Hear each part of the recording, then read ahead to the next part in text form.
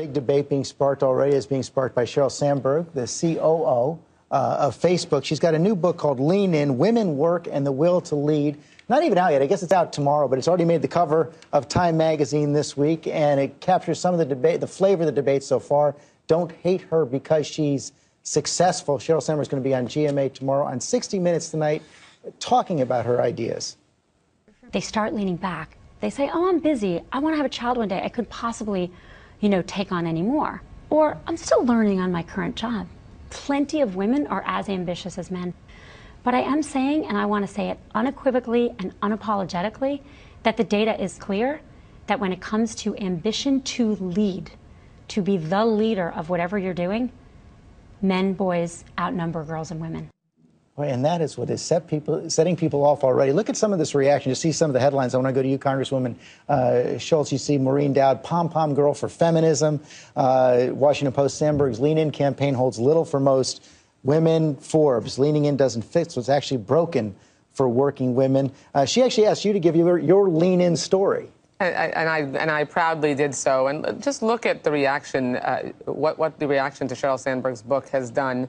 It's evidence of how it is so hard for women to wear our ambition on our sleeve, to pursue our dreams, to believe that we can reach the top of any profession and that we should always shoot for the stars. That's how my parents raised me to believe that I could grow up and be anything I wanted to be. And what Sheryl Sandberg has done for little girls, my two daughters and little girls across America, is written a book, a manifesto that says it is okay to be ambitious. It's okay to want to have it all, that balance is important, but that there is nothing wrong with trying to have a full professional life and be a leader and succeed as a woman, and also having a full family life. You don't have to choose. It can be both and. But some of her critics, Juliana Goldman, have said that it's in that Anne-Marie Slaughter in today's New York Times book reviews suggest that she seems to be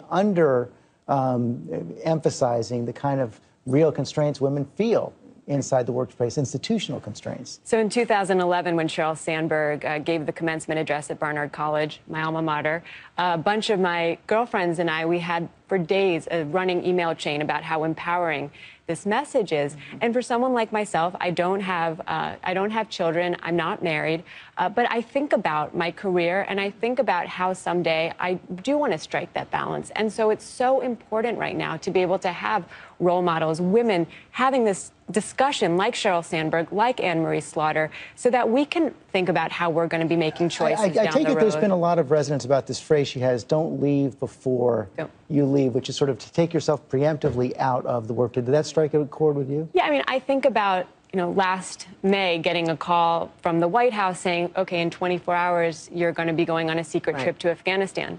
If I had a family, how would I be dealing with that? How am I going to be able to have this career, pursue this path, and want that someday? And it doesn't mean that I can't be doing that now. I deal with that every day. I have 3 kids, twin 13-year-olds and a 9-year-old. I have a husband who is an amazing dad who understands that equal parenting is important. He has an employer, George, that understands that making sure that he is able to have a balanced family life and be there as a professional is important. And those are all, that it is a team effort through employers, through parenting, through making sure that our educational process encourages girls as equally as boys, and through girls having role models like Sheryl Sandberg who tell them it is okay to be ambitious and you should go for it when you can. Where do men fit in this debate, George? Well, Sheryl Sandberg says there's an ambition gap, and she sounds a little bit like Professor Henry Higgins saying, why can't a woman be more like a man?